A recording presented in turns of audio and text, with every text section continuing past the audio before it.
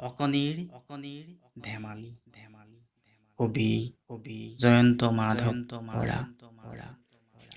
দুবৰি বনৰ দলিচাত ৰাতিপুৱা নিয়ৰবোৰ টুপ টুপ টুপকৈ পৰে। মইনাই আনন্দতে শেৱালি ফুল বুটলি বনগীত জুৰিবলৈ ধৰে।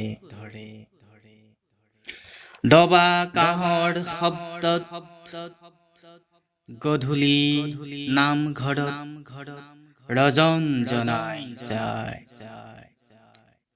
নিতৌ ঘৰে ঘৰে তন্ময় হৈ সকলোৱে ধূপ বন্তি জ্বলায়। কুলু কুলুকৈ নদীখন অবিৰাম বৈ যায়। ভাঁহি আহে বাঁহীৰ সুৰ। শাৰদীয় জোনাক ৰাতি তৰাৰ সৈতে কথা পাতি মইনাই শুনে সাধু কথাবোৰ।